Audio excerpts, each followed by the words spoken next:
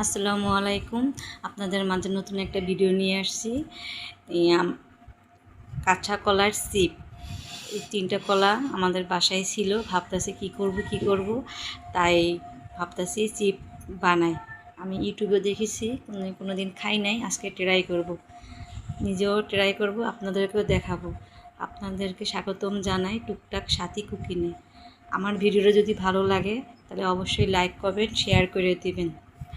আমি আপনাদের মাঝে নতুন, আমাকে একটু সাপোর্টিং করবেন। আসুন চলুন দেখি কিভাবে কলার চিপ বানায়।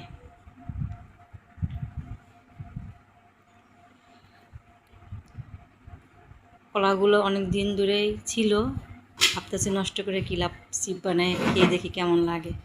এখন খাইনি। চুলাতে একটি কড়াই বসিয়ে কড়াইটা গরম করে তেল দিয়ে দিতেছি।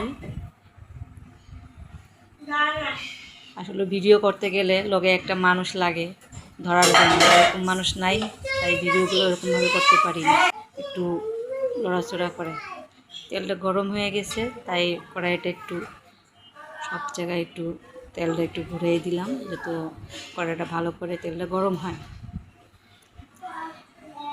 তো ভিডিওগুলো দেখলে বানাতে যদি আপনাদের কাছে ভালো লাগে অবশ্যই লাইক কমেন্ট করবেন, আমাকে একটু সাপোর্টিং করবেন। আমি নতুন, এত কিছু বুঝি না, হঠাৎ করে লাইফে কথা বলতেছি, ভিডিওতে একটু ভয় ভয় লাগতেছে। আমি কাঁচা কলাগুলো আগেই ধুয়ে রেখেছি আর পাতলা পাতলা করে গোল গোল করে কেটেছি। দেখেন, আপনাদেরকে দেখিয়ে দিচ্ছি কীরকম, অবশ্যই আপনারা বুঝতে পারবেন কীরকম করে কাটা হয়েছে।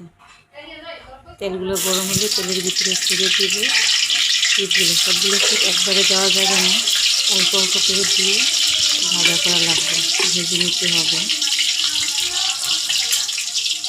একটু সামান্য লেড়ে করে দেওয়া লাগবে, লাড়াচাড়া দেওয়া লাগবে, নাহলে একসাথে লেগে যাবে, ভালো করে হবে না।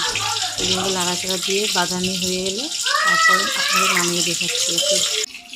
এই দেখেন, চুলা থেকে নামিয়ে সরাসরি নিয়ে আসছি। দেখুন ভাজার পরে কীরকম হয়েছে, খুব সুন্দর দেখাচ্ছে, পুরা চিপসের মতন। এসব চিপ বাচ্চারা বা বড় অনেক পছন্দ করে, খেতে অনেক মজা, শালকের মতন লাগে।